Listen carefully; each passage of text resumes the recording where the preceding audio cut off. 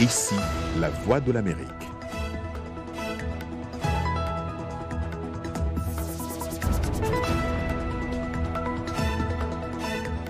Bonsoir à tous, ravi de vous retrouver pour cette nouvelle édition de votre journal.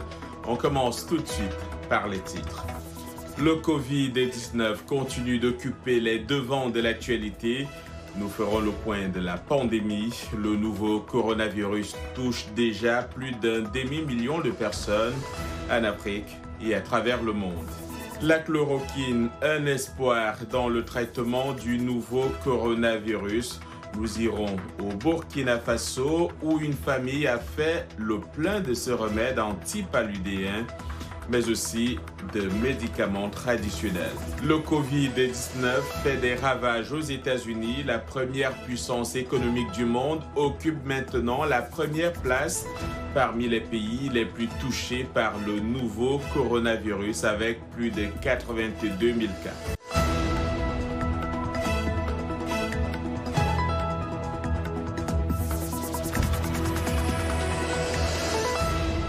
Une fois encore, bonsoir. La Côte d'Ivoire a enregistré 80 cas de Covid-19, mais aucun décès selon le dernier bilan officiel. Le pays s'inquiète par ailleurs des conséquences économiques du Covid-19 sur sa production de cacao. L'Afrique du Sud se prépare à rejoindre ce soir à minuit les 3 milliards de personnes de la planète déjà en confinement. Au Nigeria, qui compte 190 millions d'habitants, le gouvernement a averti hier qu'une explosion des cas était possible si les personnes infectées n'étaient pas détectées rapidement. 51 cas ont officiellement été enregistrés pour l'instant et un décès. On parle par ailleurs de confinement total à Kinshasa et au Burkina Faso. Ouagadougou a été coupé des autres villes du pays pour mieux contenir la pandémie.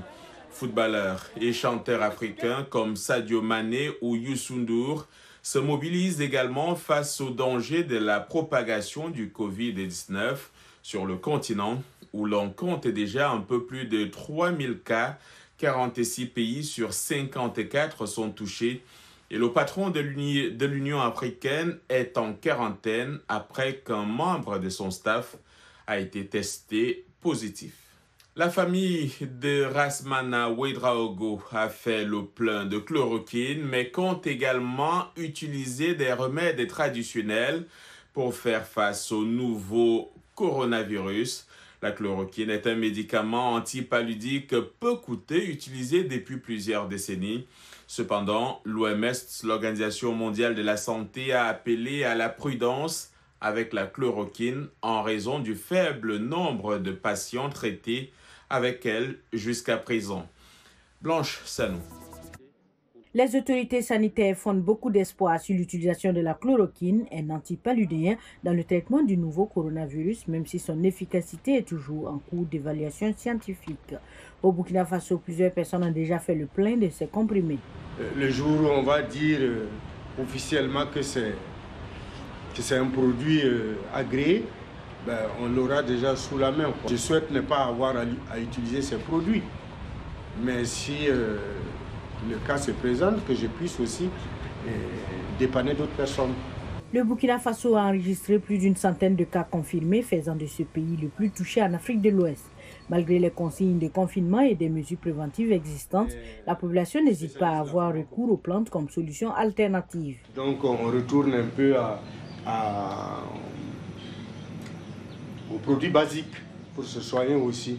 Parce que l'un dans l'autre, je crois que ça doit pouvoir aussi nous aider en attendant, comme je le dis toujours, d'un produit qui va venir, d'un vaccin qui va venir soulager la population mondiale. 5 personnes ont été guéries du Covid-19 au Burkina, dont le premier couple contaminé, selon un rapport du Centre des opérations de réponse aux urgences sanitaires. Le pays a fermé ses frontières terrestres et aériennes et instauré un couvre-feu depuis samedi pour lutter contre le Covid-19. La pandémie s'accélère, mais sa trajectoire peut être modifiée selon l'Organisation mondiale de la santé. L'OMS condamne l'administration de médicaments aux patients infectés par le nouveau coronavirus avant que la communauté scientifique se soit accordée sur leur efficacité. La chloroquine est donc au cœur des débats ces derniers jours dans le cadre de la lutte contre le nouveau coronavirus. Remède miracle ou faux espoir, l'utilisation de ces médicaments qui a prouvé son efficacité dans le traitement du paludisme fait polémique. De quoi s'agit-il exactement? Élément de réponse avec Salwa Jafari.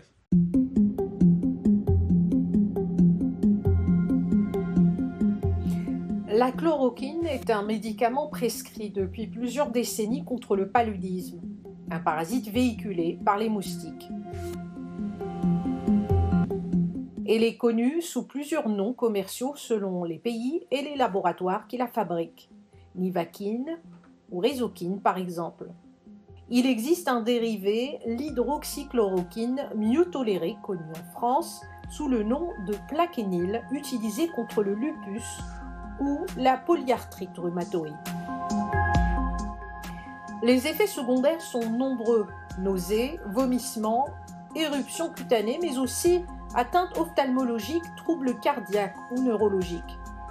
Un surdosage de la chloroquine peut être particulièrement dangereux, voire mortel.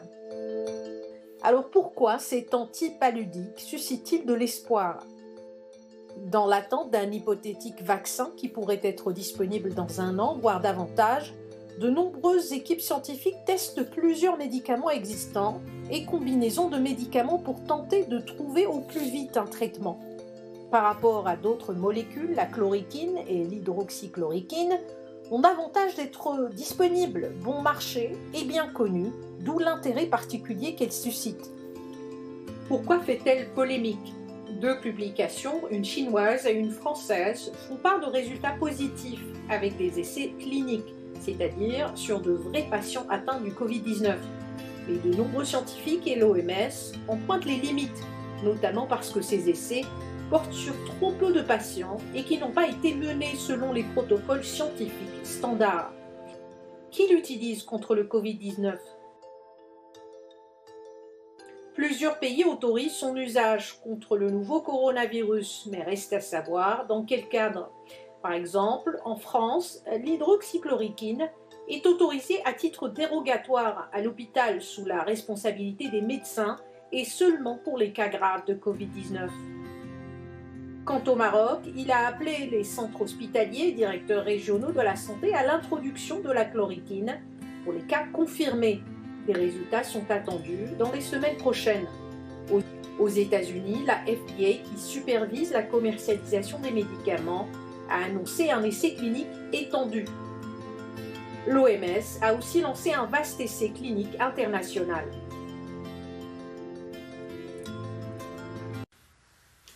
Direction le Sénégal, face à la propagation de la maladie, l'Association des infirmiers et infirmières du Sénégal a tiré cette semaine la sonnette d'alarme. Elle réclame plus de moyens, notamment dans les postes de santé qui sont, d'après eux, sous-équipés. Pour VOA Afrique, le président de l'Association des infirmiers et infirmières du Sénégal revient sur leurs revendications. Le Sénégal, à l'instar des autres pays concernés, est en train de vivre cette situation de pandémie. Et à cet effet, les personnels soignants sont en train de jouer un rôle considérable dans le processus de prise en charge des malades, mais aussi dans le cadre de la sensibilisation et l'orientation des populations. Mais tout compte fait, il faudrait qu'on arrive en tout cas à restaurer la sécurité, mais auprès de ces personnels soignants-là. Parce qu'aujourd'hui, l'insuffisance est remarquable au niveau des structures sanitaires. Étant entendu que le mal est au niveau communautaire, il faudrait nécessairement et très rapidement mettre à disposition ces produits, matériels et équipements de protection individuelle, susceptibles de sécuriser davantage, mais aussi de motiver les gens à pouvoir faire face à la maladie. Et les autorités doivent intégrer donc l'évaluation de la mise à disposition de ce matériel produit au niveau des structures pour avoir la remontée d'informations, pour sécuriser davantage en tout cas les dispositions mises en place. Sans quoi il y aura insuffisance ailleurs. Et là, on n'a pas besoin de ces insuffisances parce que nous sommes en période de guerre. Il faudrait que chacun puisse jouer son rôle convenablement tendant à sécuriser davantage la population et arriver à faire face dans un climat de confiance et d'engagement total. En tout cas, l'Association nationale des infirmiers veille au grain. Il faut dire que dans cette mobilisation, dans cette application, nous avons mobilisé un personnel et établi une liste envoyée au ministère de la Santé pour leur montrer notre disposition et pour dire que nous sommes prêts à renforcer les structures sanitaires, mais aussi les centres de prise en charge de ces cas-là. Nous n'attendons que le feu vert donc, du ministère pour mettre à disposition ce personnel-là. Voilà. En Grande-Bretagne, le Premier ministre Boris Johnson a été testé positif, mais la reine Elisabeth se porte bien. C'est ce que fait savoir le palais de Buckingham. La France a enregistré 365 morts supplémentaires entre mercredi et jeudi, portant à presque 1700 le nombre de décès en milieu hospitalier. Toutes les régions du pays sont désormais touchées. Au total, 15 500 décès ont été recensés en Europe, dont la majorité, soit près de 8 000 en Italie et un peu plus de 4 000 en Espagne. Réunis hier en sommet par visioconférence sous la présidence du roi Salman d'Arabie Saoudite, les dirigeants du G20 ont promis d'injecter 5 000 milliards de dollars dans l'économie mondiale pour contrer les répercussions sociales, économiques et financières du nouveau coronavirus. Et ici, aux États-Unis, la Chambre des représentants devrait voter ce vendredi pour approuver à son tour le plan de relance historique de 2 000 milliards de dollars qui a été adopté, je vous le rappelle, par le Sénat. Et ce vote devrait ouvrir la voie donc à la signature du président Donald Trump, le président américain, qui a eu des entretiens téléphoniques avec les présidents chinois et français. Les États-Unis sont désormais le pays ayant le plus grand nombre de cas de Covid-19 dans le monde, avec plus de 82 400 cas sur le demi-million de personnes contaminées à travers le monde. La ville de New York reste l'épicentre de la pandémie avec plus de 23 000 cas recensés à la date du 26 mars 2020. Au moins 85 personnes sont mortes au cours des dernières 24 heures, portant le total à 1200 morts du fait du Covid-19. Les demandes d'allocation chômage ont explosé de 1000% pour atteindre un record historique de 3,3 millions de demandeurs. Autre point de l'actualité, près de 5000 soldats maliens, nigériens et français ont mené ce mois-ci une opération d'une envergure inédite aux confins du Mali, du Niger et du Burkina Faso. C'est ce que fait savoir l'état-major français dans un communiqué. L'opération baptisée Montclar a permis de neutraliser un grand nombre de terroristes et de détruire ou saisir de nombreuses ressources militaires appartenant donc au groupe terroriste. Vous regardez Le Monde aujourd'hui en direct de Washington sur VOA Afrique.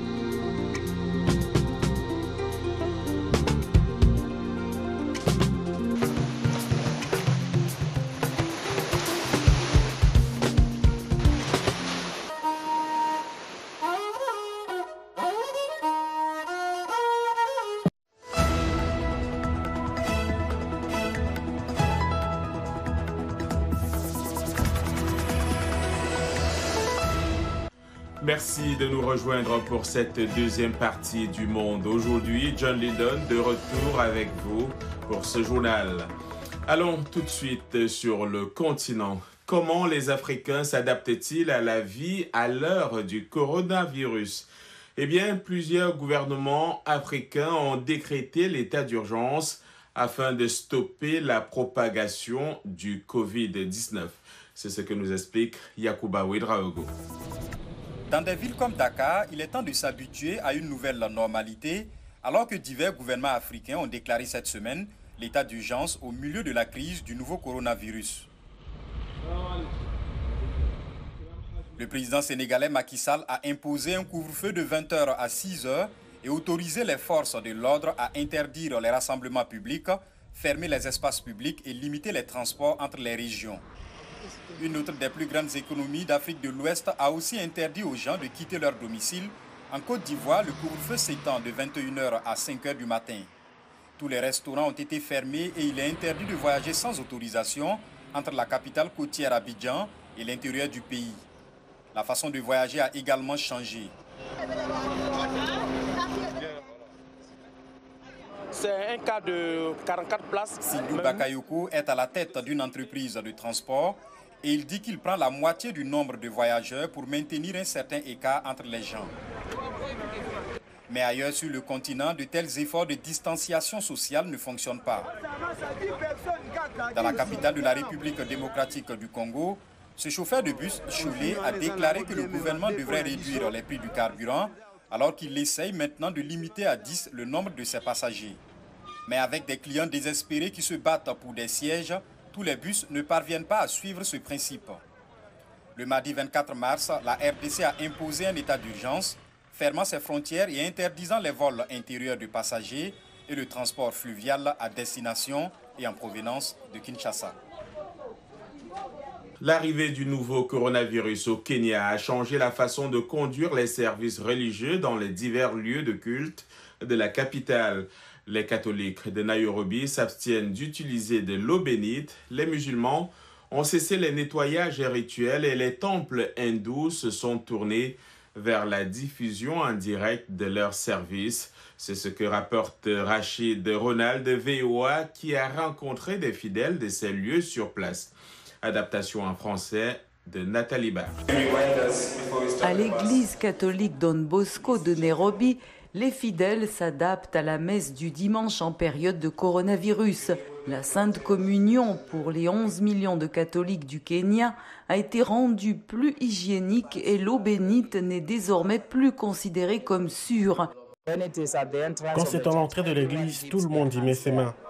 Nous ne doutons pas que les gens peuvent se sanctifier eux-mêmes avec de l'eau bénite, mais nous disons qu'aussi longtemps que c'est un élément que les gens touchent, nous ne voulons pas non plus scandaliser ceux qui ont une faible foi ou ont une faible immunité, que s'ils touchent les mêmes objets que tout le monde, ils peuvent tomber malades. L'on assiste à une scène similaire à la mosquée Jamia de Nairobi, où les portes ne sont ouvertes que pendant les heures de prière. Les musulmans représentent environ 10% de la population du Kenya, mais il a été demandé aux personnes les plus sujettes au nouveau coronavirus de prier à la maison. Et l'association kenyane des médecins musulmans a ordonné aux mosquées d'arrêter les ablutions. Les sanitaires et les toilettes seront fermées car ces zones, selon les médecins, ont le potentiel d'aider à la propagation du coronavirus. Les fidèles sont donc invités à faire des ablutions avant de venir à la mosquée. Au temple hindou Sri Swaminarayan, les fidèles ont été exhortés à ne pas venir prier du tout pour éviter l'infection par de grands groupes. Chaque dimanche, nous avons environ 1500 personnes réunies ici pour des prières hebdomadaires et les vendredis et samedis, nous avons des assemblées pour les jeunes qui sont environ 300 à entrer. Nous avons également plusieurs classes, donc le temple a été proactif et suspendu toutes ses activités. La plupart des hindous se connectent ainsi en ligne et diffusent les services en direct. Alors que la propagation du virus pourrait donner un sérieux coup aux communions et prières, les chefs religieux du Kenya conviennent que ce n'est pas le moment de perdre la foi. Il recommande donc de maintenir la distance sociale, de se laver les mains et de continuer de prier. Il est difficile pour beaucoup de rester serein alors que tous les jours, les médias sont braqués sur cette actualité brûlante qu'est le nouveau coronavirus. Une actualité qui ne montre aucun signe d'éclaircie en vue alors que le nombre de personnes infectées en Europe dépasse celui de la Chine. Maxime Mozakov est allé à la rencontre des psychologues qui conseille sur comment gérer l'anxiété et rester calme pendant ces moments difficiles. C'est un récit d'Abdourahmane Dia. Il est difficile d'ignorer la couverture médiatique constante et des images inquiétantes montrant la propagation de la pandémie de Covid-19. Certaines personnes commencent à paniquer, les niveaux d'anxiété augmentent. Selon la psychologue et scientifique Marie Alvord, la panique est une réponse humaine naturelle au stress. Je pense qu'en tant qu'être humain, de quoi avons-nous besoin pour survivre? C'est pour cela que l'eau disparaît des étagères, même s'il n'y a pas de pénurie d'eau. Nous n'avons pas vraiment besoin de 5 caisses d'eau. Et pourtant, les magasins sont obligés de limiter l'achat à peut-être 1 caisse ou 2 caisses par client. Selon les psychologues, il est important de choisir votre source d'information afin d'être bien informé. Et il est également important de contrôler vos émotions et d'éviter de paniquer. Il faut peut-être même considérer cela comme une opportunité. Il y a une opportunité maintenant. Vous êtes chez vous plus souvent, vous pouvez vous connecter avec des parents ou des amis avec qui vous n'avez pas parlé depuis longtemps. À chaque crise, il y a des opportunités. La psychologue Val Wright estime que nous ne devons pas sous-estimer la puissance de la routine. Les horaires réguliers et la routine aident à maintenir le calme et offrent un sentiment de normalité. Pour vous préparer mentalement, vous devez faire des choses comme prendre soin de vous-même. Il est vraiment important de garder la routine, d'aller au lit à la même heure tous les soirs et de se réveiller le matin comme si c'était une journée de travail normale. Ne le traitez pas comme un jour de neige. Prenez toujours une douche, habillez-vous, prenez vos repas à l'heure habituelle. Les médecins et les psychologues soulignent l'importance de ne lire que des sources fiables et de s'adresser aux professionnels. La connaissance et la véracité des faits sont essentielles dans la lutte contre l'incertitude et l'anxiété, disent-ils. Des tutoriels sur la façon de se maquiller avec un masque facial au chapeau qui incorpore une protection faciale en plastique. Les Sud-Coréens innovent pour s'assurer que la pandémie de coronavirus ne porte pas atteinte à leur réputation quant au style. C'est ce que nous dit Harzuma Compaoré.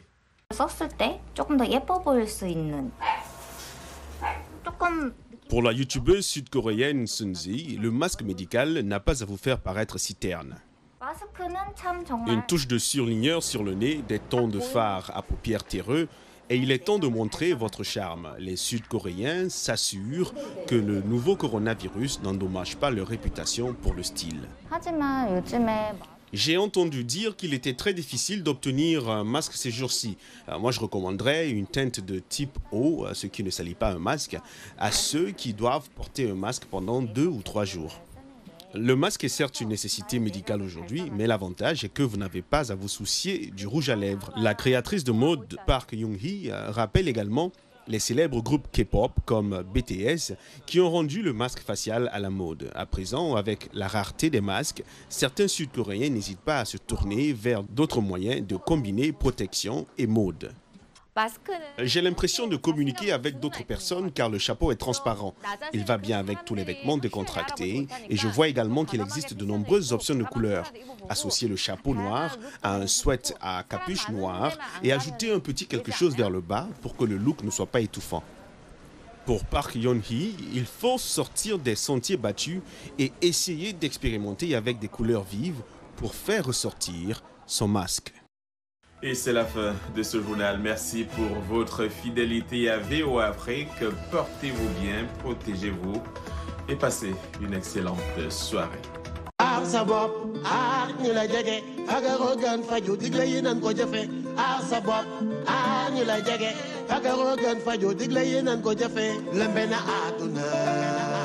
bile jangoro yaatu na lëmbe na àdduna bile jangoro yaatu na lëmbeti na àdduna am na Sénégal dugg na ci gox yi am na ñi mu dal nañu moytu salte set setal question de santé nationale bul ba jëfe ko message bi dafa clair wel ñoo ngi ñaan corona dem teer waruñu xaajal dañ booloo mën ko guerre dimbal ak yërmande ci dëkkandoo yi frère aar sa bopp aar ñi la jege tamit ku nekk def sa wàll ñu daan ko amul salit sa xët teg ci sa loxo waroo génne tuflit sa xët ci mouchoir soo pare yóbbu mbalit mbaa sa yaram tàngul baat bopp cër di tim ngay wopp xëy di liw ba di xonk rongoñ di roggalaat sa kët di xiixat jafe-jafe nooyi set daal ci gàttal dalay musal ci coronavirus aar ñi la jege fagaroo gën faju digle yi nan ko jëfe aar sa bopp aar ñi la jege fagaroo gën faju digle yi nan ko jëfe lëmbe na àdduna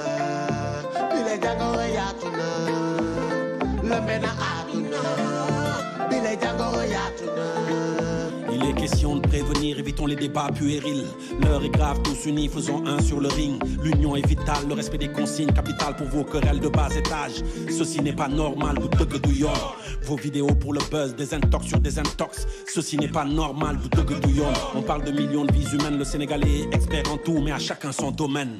Tolo nañu jamono joo xam ne joxe loxo sax wóorule. Tolo nañu jamono joo xam ne di dajaloo sax waarule. Frus tu gain sama gaañ ma ne moytu leen frus tu gain loxo yi ñoom raxas leen aar sa bopp aar ñi la jege fagaroo gën faju digle yi nan ko jëfe aar sa bopp aar ñi la jege fagaroo gën faju digle yi nan ko jëfe lëmbe na àdduna bile jangoro yaatu na lëmbe na